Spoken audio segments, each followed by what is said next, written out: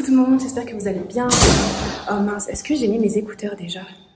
Ouais, ça a l'air de... Ouais, c'est connecté à mes AirPods, c'est cool. Oui, alors je fais cette vidéo parce que je vais vous montrer la manière dont moi je fais pour sélectionner les produits quand je vais en supermarché acheter mes produits. J'espère que ça résonne pas trop. Je trouve que c'est important parce que je pense qu'on perd beaucoup d'argent et de temps à sélectionner des produits qui parfois ne sont pas bons pour nos cheveux. Donc je vais vous montrer comment moi je fais, quelles questions je me pose et vous verrez.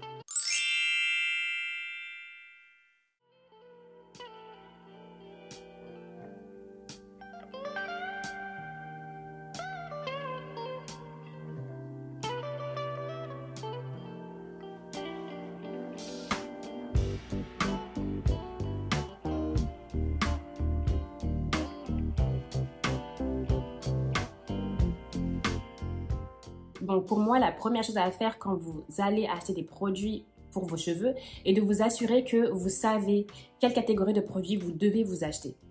Ne rentrez pas dans un magasin en ne sachant pas quelle catégorie de produits vous voulez vous acheter parce que vous allez finir par errer dans le magasin en regardant tous les différents packaging et prendre seulement celui qui vous intéresse le plus, celui qui est le plus beau, alors que finalement peut-être que c'est juste le packaging qui est beau mais que l'intérieur du produit est totalement nul.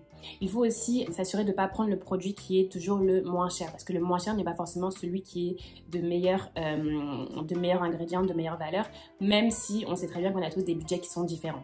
Donc par exemple, dans mon téléphone portable, j'ai toujours une liste qui énumère tous les produits que j'ai à la maison qui servent à mes cheveux. Et je les énumère en termes de catégories, donc les conditionners, les shampoings, les crèmes leave-in conditioner et les crèmes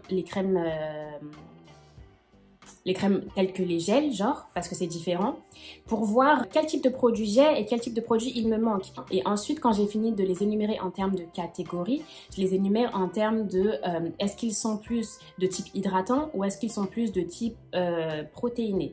Parce que dans tous les cas, dans votre routine capillaire, il faut toujours respecter la balance hydratation-protéine. Si vous achetez des produits, il faut que vous vous demandiez s'ils sont plus de type protéiné, donc est-ce qu'ils vont en fait renforcer vos cheveux ou est-ce qu'ils sont plus de type hydratant pour hydrater vos cheveux. Donc c'est un premier travail à faire, mais en fait qui sert parce que ça donne une overview, une vue globale de ce que vous avez en termes de produits capillaires et comment avoir une bonne routine. Parce que moi du coup quand je vais en supermarché, à chaque fois j'ouvre cette liste-là et je regarde en général je vais pas en supermarché en ouvrant cette liste-là, je l'ouvre avant d'aller en supermarché pour m'assurer de ce que je vais acheter. Donc voilà, je regarde cette liste-là et je me dis, bon, est-ce que j'ai déjà des crèmes hydratantes de type hydratant? Oui. Si j'en ai déjà, je vais pas en acheter aujourd'hui. Je vais acheter peut-être des crèmes de type protéiné. Est-ce que j'ai déjà des shampoings de type hydratant? Non. Donc je vais en acheter aujourd'hui. J'ai que des shampoings de type protéiné. Donc vous voyez, et ça permet en fait d'avoir les deux types de produits dans chaque différente catégorie et en fait d'avoir une routine complète. Donc c'est ce que j'utilise moi en tout cas. Par exemple aujourd'hui du coup je sais que je vous avais déjà dit que j'avais plus de produits hydratants du tout, en tout cas en termes de crème. J'ai plus de leave-in conditioner de type hydratant, j'ai que des leave-in conditioner de type protéiné. Pareil pour mes shampoings, j'ai 3 ou 4 shampoings mais en fait j'ai un gros shampoing qui est fait pour m'apporter des soins protéinés qui est le shampoing de chez Aphrodite. Et ensuite, j'ai que des shampoings qui sont 100% naturels, donc qui m'hydratent les cheveux en les renforçant un petit peu. Mais ils sont 100% naturels, donc pour les faire, c'est une galère. Il faut que je les mette dans l'eau, nanani, nanana. Donc parfois, j'ai la flemme. Généralement, je les utilise tout le temps, mais j'ai pas comment on dit ça? De moyen, de plan B si demain, j'ai pas envie de faire mes shampoings parce que j'ai la flemme et que ça me prend du temps. Alors que je sais que les shampoings en supermarché, c'est plus facile à utiliser. Et c'est la raison pour laquelle aujourd'hui j'avais besoin de m'acheter un shampoing de type cheveux naturel et hydratant surtout parce que je n'en ai pas à la maison. Il me fallait un shampoing voilà, tout simple à utiliser sans le mettre dans l'eau, sans attendre 20 minutes que le shampoing il fasse son effet comme ça marche avec le Shikakai ou comme ça marche avec le shampoing à la bentonite clay. J'ai un shampoing Shikakai, un shampoing à la bentonite clay, un shampoing protéiné de chez Aphrodite et il me manquait un shampoing naturel, vous savez, pas naturel mais un shampoing que j'achète en supermarché pour les cheveux qui ont besoin d'être réhydratés. Et tout simple, mais un shampoing que j'utilise facilement. Donc ensuite, justement, après, vous êtes posé la question de quel type de produit il vous faut. Il faut que vous vous assuriez de savoir reconnaître si un produit est de type hydratant ou de type protéiné. Et pour ça, vous devez juste prendre le produit, regarder la composition du produit. Et si dans les 7 premiers ingrédients, vous avez que des ingrédients de type hydratant, alors votre produit sera de type hydratant. Si au contraire, dans les 7 premiers ingrédients, vous avez des produits de type protéiné, un seul produit de type protéiné dans les 7 premiers ingrédients, c'est déjà beaucoup. Parce que les protéines, ça a un effet rapide et fort. Et les 7 premiers ingrédients, ce sont les ingrédients qui sont le plus concentrés dans la solution.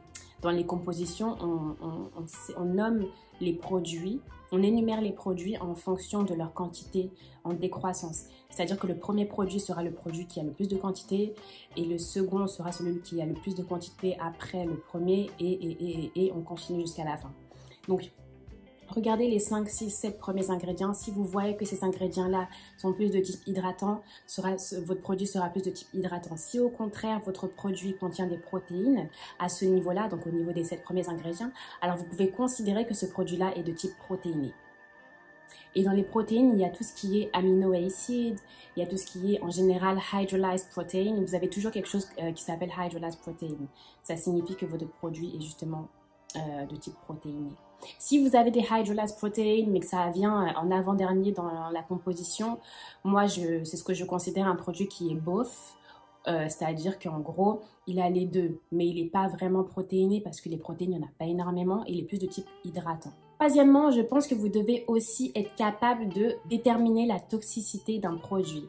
C'est-à-dire que je ne sais pas si vous vous souvenez, en 2017, il y a l'UFC Que Choisir, qui est l'association de consommateurs, qui a sorti une étude disant qu'il y avait plus de 1000 produits en consommation en France qui étaient en fait jugés comme étant dangereux. C'est-à-dire que ces produits-là avaient soit des ingrédients de type irritant, soit des ingrédients de type allergène, soit des ingrédients de type perturbateur endocrinien. Et bien d'autres d'ailleurs, mais je ne connais pas tous les termes. Et donc en fait ces produits-là, le problème est que pour nous en tout cas, ils étaient plus concentrés dans tout ce qui est ce qu'on appelle produits sans rinçage. Donc en fait pour nous c'est les leave-in conditioners, c'est les gels qu'on met sur notre tête, etc. Donc tout ça, tous ces produits-là sont susceptibles d'avoir beaucoup plus de produits de type dangereux que par exemple un jambon ou des choses comme ça. Quand j'ai vu cet article-là, je me suis dit non mais franchement, comment je vais faire parce que j'utilise que des leave-in conditioners. Enfin c'est ce que je fais quoi, j'en ai besoin pour mes cheveux. Heureusement il y a des applications qui sont sorties en réponse à ce genre de problématiques que les consommateurs peuvent avoir. Des applications comme Yuka que vous connaissez tous, j'en suis sûre. Donc Yuka c'est une application qui permet de screener le code barre d'un produit. Donc en screenant le code barre, Yuka va vous donner une note de ce produit, une note sur 10 ou sur 20 d'ailleurs, je me souviens plus parce que je n'utilise pas beaucoup Yuka. Et cette note-là vous dira finalement si ce produit-là est considéré comme étant un bon produit ou un mauvais produit. Comme je l'ai dit, l'intérêt de Yuka, c'est que ça vous donne une note sur 10 ou sur 20 en disant si le produit finalement est bon à la consommation ou non. Maintenant, il faut que vous regardiez quand même si la raison pour laquelle la note, si elle est basse, est si basse. Parce que parfois, peut-être que ce qu'ils considèrent dans leur métriques comme étant mauvais n'est pas ce que vous considérez comme étant mauvais. Il y a aussi d'autres applications telles que Clean Beauty. Donc moi, c'est l'application que j'utilise beaucoup, notamment quand j'achète mes produits capillaires. Et donc Clean Beauty ne va pas screener le code barre, mais va vous permettre de prendre en photo la composition d'un produit et va filtrer tous les produits et regarder si parmi la composition, si parmi les éléments qui composent le produit, il y a des éléments qui seront considérés comme étant controversés. Donc moi, par exemple, quand je suis allée chercher mes produits tout à l'heure, j'ai utilisé Clean Beauty et j'ai filtré les produits pour voir si mes produits avaient potentiellement des perturbateurs endocriniens ou en tout cas étaient controversés. Je sais d'avance que ces produits-là ne sont pas controversés parce que c'est des produits que j'utilise déjà. J'ai juste racheté en fait. Je vais vous montrer les produits que j'ai achetés. Donc celui-ci, c'est le produit de chez She Moisture qui s'appelle Extra Moisture Detangler. C'est un produit que j'utilise depuis assez longtemps maintenant. Je me souviens, c'était ma soeur qui l'avait acheté. J'avais saigné le produit alors que je ne l'avais même pas payé moi-même. Et maintenant, du coup, je l'achète parce que je l'adore. Et ça a tellement cartonné d'ailleurs, cette marque. Elle a tellement cartonné que maintenant, elle a été rachetée par Dove. Franchement, ce produit-là, je sais qu'il n'y a pas de problème sur la composition. Après, vous me direz, la composition peut changer, c'est vrai. Mais j'ai pas regardé parce que du coup, je connaissais déjà le produit. En vrai, je commence à faire beaucoup plus attention et à acheter des produits qui sont 100% naturels, genre aloe vera, genre gel de bain, etc. Donc bien sûr, je lâche pas tous les produits, toutes les crèmes, parce que les crèmes, je vois vraiment pas avec quoi je peux les remplacer. Mais je fais quand même attention. Donc je me permets de payer des trucs chers parce que, enfin cher, en plus c'est même pas cher, en vrai c'est les prix. Mais oui, parce que franchement, ça vaut le coup. Ensuite, Ensuite, j'ai acheté le shampoo, comme je vous avais dit, parce que j'avais besoin d'un shampoing 100% hydratant aussi. Celui-là, je connaissais pas, j'ai jamais utilisé Thalia Wajid, donc ça serait la première fois. Ce produit-là avait, comment on appelle ça, des controversés en tout cas. Je sais plus exactement quel était le nom de l'élément, mais je vous le mettrai dans la vidéo. Mais je l'ai quand même gardé et pris parce que il est pas si cher que ça, il est qu'à 11,99 €. Et je voulais pas acheter plus cher pour un shampoing. Et surtout, en fait, étant donné que c'est un shampoing, ça ne reste pas dans mes cheveux. Donc, même s'il y a des perturbateurs endocriniens ou quoi que ce soit, ça se rince. Donc, j'ai pas forcément peur. Je l'aurais pas pris si c'était pour un produit qui reste sur ma tête. Mais en fait, là, c'est pas le cas. Donc, avec plaisir, en fait. Et puis, je vais voir. Je vais voir ce que ça va faire. Je vais voir si ça en vaut le coup ou pas. Et puis, si ça ne vaut pas le coup, je rachèterai pas. Parce que ça, c'est une marque que je vais tester. Je l'ai jamais testé. Et enfin, celui-là, vous l'avez déjà vu, je crois. C'est mon fameux masque de chez Tidiane. Tidiane aussi, c'est une marque que j'ai découverte il n'y a pas longtemps. 100% naturel, tout ce qu'il y a dedans. Donc, vraiment top, top, top, top, top. Enfin, pas forcément 100% naturel, mais en tout cas 0% agressif. Il est fait à base de black honey, donc de miel et de coconut oil. L'huile de coco, j'ai jamais vraiment aimé. Mais bizarrement, en tout cas, dans ce masque-là, ça marche du tonnerre. Il est hyper expensive quand j'y pense. Mais ouais, j'ai racheté en fait. Donc voilà. Donc ce sont les 3 produits que j'ai achetés. Oui, je vous encourage du coup à faire attention quand vous achetez vos produits. Si vous achetez cher, en fait, sachez pourquoi vous achetez cher. Moi, j'ai acheté cher mon masque parce que je sais déjà ce qu'il vaut. J'ai testé une fois, je sais que je l'aime bien, donc je le rachète. Mon shampoo, c'est un shampoo, j'ai pas besoin de mettre beaucoup d'argent dedans, donc 10 $, ça me va. Et ma crème, elle vaut aussi le coup, je l'ai déjà achetée, donc c'est pour ça que je mets autant d'argent aussi dedans. Maintenant, à côté de ça, bien sûr, quand j'achète, je fais attention à ce que je veux comme produit.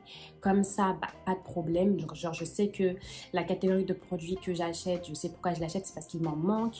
C'est pas parce que j'adore le packaging ou quoi. Donc, faire attention à ça. J'ai bien regardé si c'était assez propre comme produit, c'est-à-dire s'il n'y avait pas de produits controversés. Et à côté de ça, bien sûr, vous pouvez aussi regarder si les produits que vous achetez sont des produits qui sont faits par des gros mastodontes ou si c'est des produits qui sont faits par des petites entreprises. Comme ça, vous voyez aussi à qui vous donnez votre argent, avec qui vous consommez. Parfois, vous pouvez aider des petites entreprises à survivre. Alors que les gros mastodontes, dans tous les cas, ils survivront. Donc, à côté de ça, si mes vidéos vous intéressent, n'hésitez pas à vous abonner. N'hésitez pas à commenter aussi et à partager les vidéos avec les personnes avec qui ça pourrait intéresser. Si activez la cloche de notification, comme ça, vous savez dès lors qu'il y a une vidéo que je poste. Et je les poste chaque semaine. Je vous fais des gros bisous. Je vous dis à la semaine prochaine. Prenez soin de vous. Bye bye.